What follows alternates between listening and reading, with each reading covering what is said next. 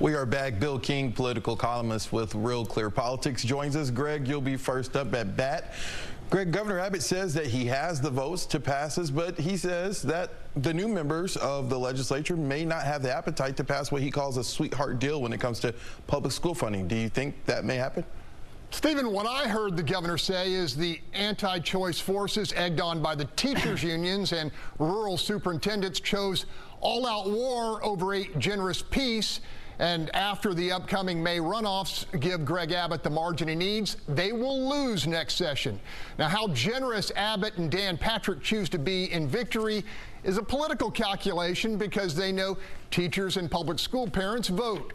And please don't forget this. While Tallarico calls choice subsidized private education for the rich, every single poll I've seen, a majority of Texans support vouchers, including a sizable majority of urban African-American Democrats.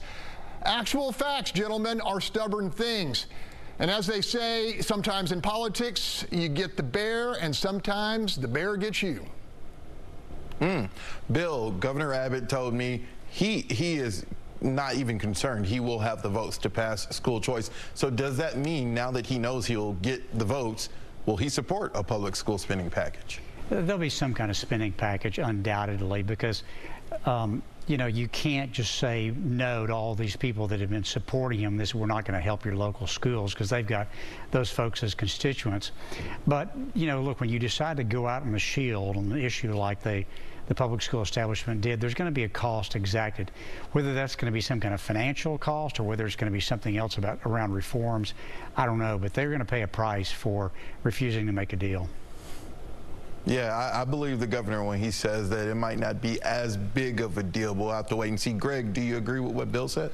Yeah, pretty much. And I'm going to play devil's advocate here. The loudest wailing and gnashing of teeth about money problems in the Houston area has come from the very prosperous Spring Branch School District.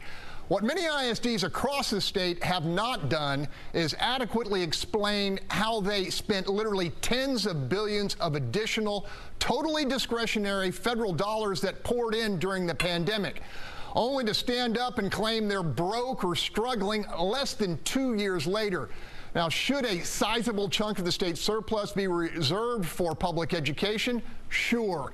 But how about giving taxpayers some proof of performance beyond the constant excuse that Texas public schools are simply incapable of improvement without lots more cash? Bill, the governor called the basic allotment claim bogus. That aside, school districts, at least I know up here in North Texas, have been basically trying to figure out what they're going to do with their budgets. Some have reduced their budgets. Some are moving people, different personnel. What are you hearing? Well, I think they are strapped, but as the governor pointed out, the basic allotment is one piece of funding. There's some special allegations that some districts chose not to elect. But look, there was another $6 billion in this bill. That's what they needed to balance their budgets and do other things. And that went away when the school choice, by him tying those two things together. So look, they're going to get some more money in the next session, but he's going to make them suffer through this interim here because, you know, they wouldn't make a deal with him. Greg, I forgot what your word was, but I think this will go to this question. Will the governor be hurt by this beef with educators, or you think he's just fine and the border is what people really are going to care about when they go to the polls? Well, my word was tenacious. And to answer your question, Abbott's a three-term governor who crushed his last well-funded opponent by double digits. He just delivered $18 billion worth of property tax relief and is becoming something of a national hero by relentlessly attacking President Biden's broken border policy. Now, we talked recently about the UT polling, which showed the immigration crisis dwarfs all other issues in Texas, and he's a champion there. So, no, I don't think this will hurt the governor badly, in part because his approval rating is still above 50%, and he's still got unspent billions to deploy when he and his legislative allies are, frankly, good and ready to spend it.